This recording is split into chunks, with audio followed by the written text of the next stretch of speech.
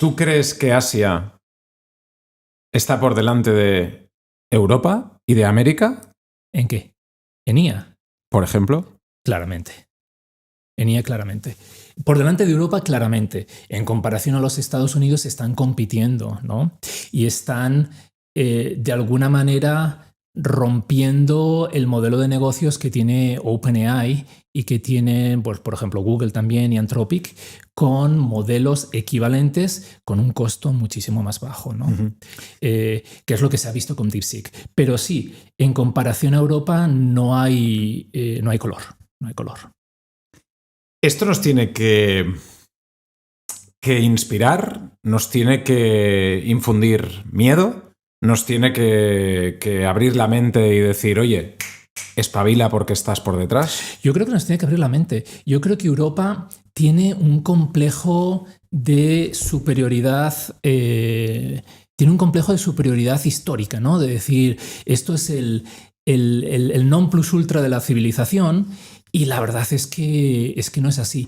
Ese complejo o ese reflejo que tiene Europa de regular cualquier cosa, incluso antes de que ese producto o esa cosa se haya desarrollado, yo creo que va a pasar una factura bastante negativa a Europa. Hubo una cumbre de inteligencia artificial en marzo en París, en donde Francia, de alguna manera, dio un puñetazo en la mesa y dijo, bueno, aquí está Francia, nosotros vamos a seguir para adelante. Y yo creo que eso fue bueno, pero todavía hay muchos países de Europa donde todavía no se han dado cuenta de que la inteligencia artificial va a cambiar completamente la economía y que si Europa no desarrolla modelos propios, empresas propias, pues bueno, va a ser un mercado para empresas americanas y para empresas chinas, pero va a estar de alguna manera supeditado a los americanos, a los chinos.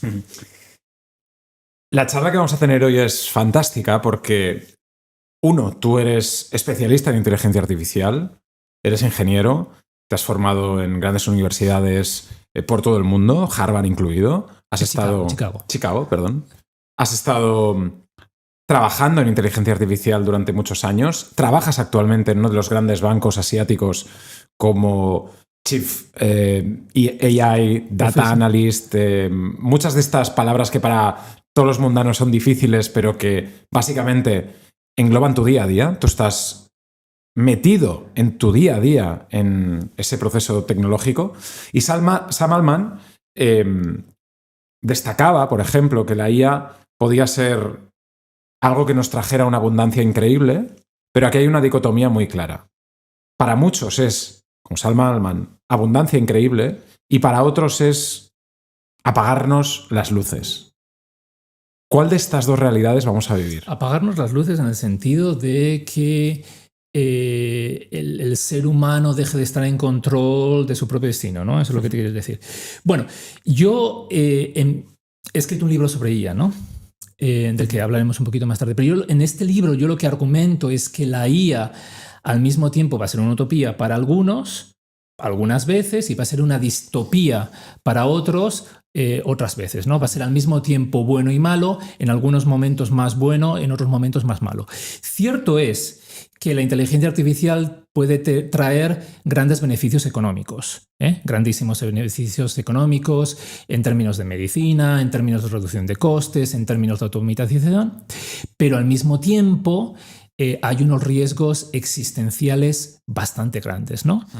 Y hay unos riesgos en el mercado de trabajo que va a pasar con el empleo que son bastante grandes. Estas son las dos cosas que a mí me preocupan de la IA, el empleo y los riesgos existenciales. Pero hay muchísimas cosas que en el corto plazo y posiblemente medio y largo plazo van a ser positivas. Algunas personas como Sam Altman, Elon Musk también, yo creo que romantizan muchísimo la IA en el sentido de que se va a acabar con la escasez. Todo el mundo va a tener algo que llevarse a la boca.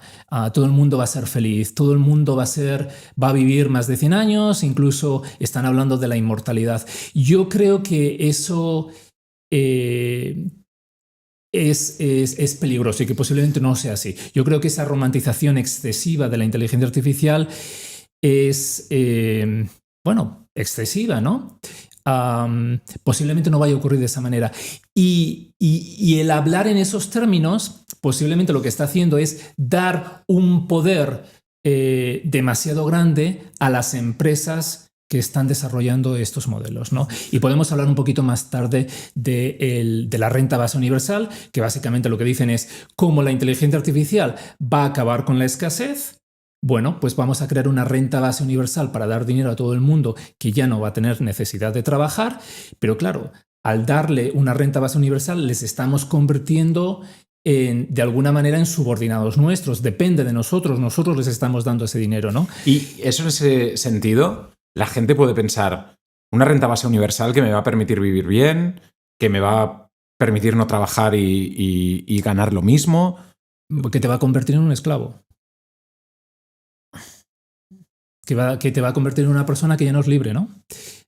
Podemos hablar de esto. Es decir, cuando tú tienes todas tus necesidades cubiertas, todo el mundo puede percibir un salario sin hacer nada.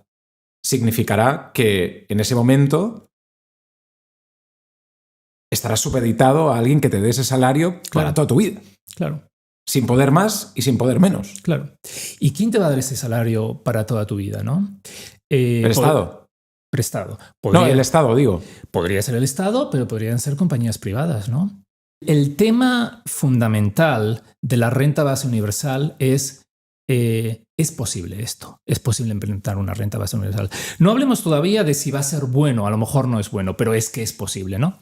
Entonces, si pensamos en los presupuestos de España, un país como España, y pensamos todos los números en miles de millones. En miles de millones.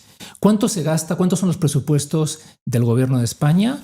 En miles de millones, son 450 miles de millones. Esto es lo que se gasta el gobierno de España pues en todas las cosas que hace, las pensiones, sanidad, etcétera, etcétera. 450.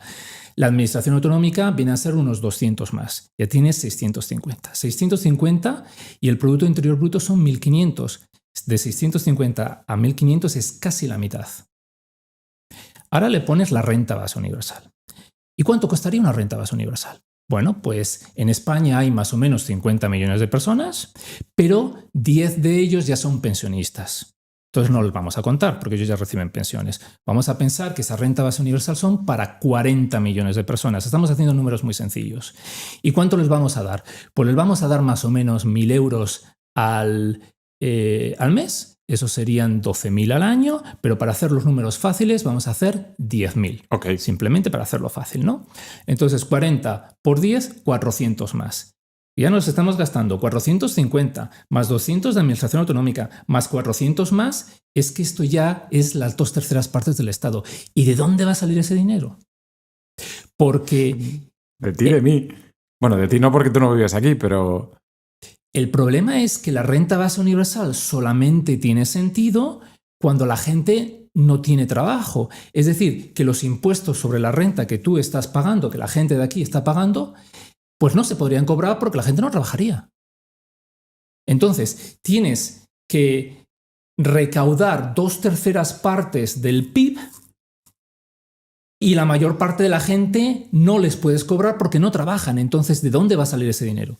Y ese dinero podría salir de empresas. Digamos que la mayor parte de los impuestos que paga la gente son impuestos personales. Okay. Lo que recauda el gobierno de España y cualquier gobierno son impuestos sobre la renta que pagan las personas.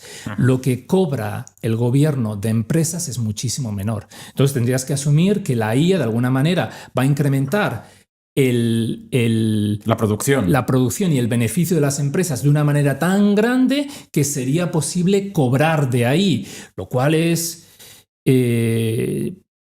sería la única manera de poder hacerlo, ¿no?